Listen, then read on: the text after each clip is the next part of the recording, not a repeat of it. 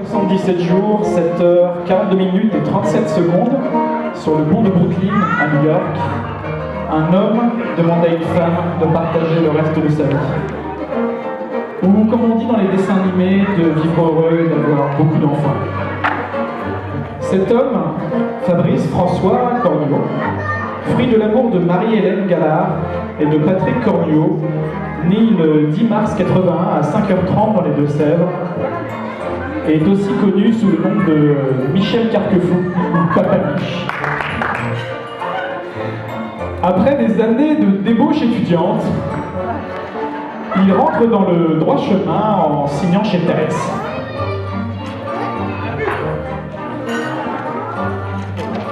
Il dévoile ainsi son vrai visage de chanteur de karaoké fan de gold.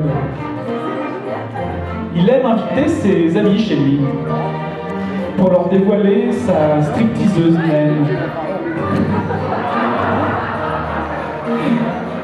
Partagé entre la rigueur de l'informatique et son côté compétiteur, il vient à bout de la diagonale des fous et de nombreux raids. Fabrice Cornuau n'aime pas partir de chez quelqu'un en laissant des miettes. Il n'aime pas qu'on fasse du mal au petit chat.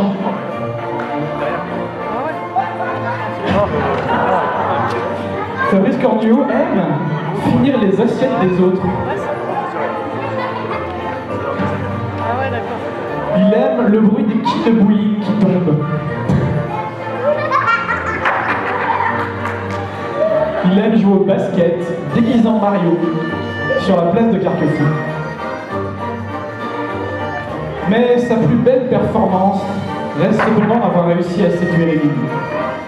Émilie, cette femme née sous le nom d'Émilie Marie L'Huissier, le 19 septembre 84 à 18h. Elle est le fruit de l'amour de Monique Degnaud et de Robert L'Huissier en Mayenne. Elle est aussi surnommée Mini-Mini, Mini-Mini ou Mini. Après des années plus ou moins sages à l'Éséo, elle entame sa carrière chez Thérèse. Passionnée de sacs, d'accessoires et d'autres fringues, elle dépense ses premiers salaires chez Camailleux. Elle prend aussi des actions chez Justin Brideau. Émilie L'Huissier n'aime pas boire du vin dans un verre à moutarde. Elle n'aime pas être dérangée le vendredi soir quand elle mange des fruits de mer en solo. Émilie L'Huissier aime plonger ses mains dans un sac de saucissons.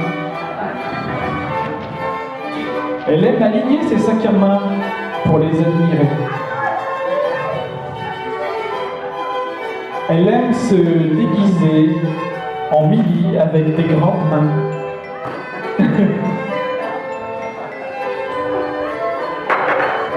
Mais depuis qu'ils se sont rencontrés, ils forment une vraie équipe.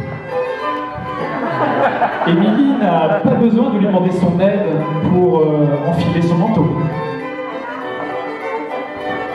Il peut toujours compter sur elle pour l'encourager devant sa console.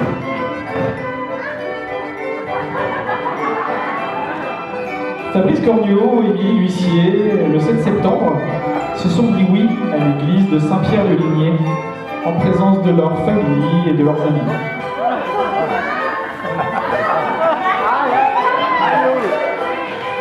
Ils continuent leur magnifique voyage, débuté il y a longtemps sur la route de l'amour.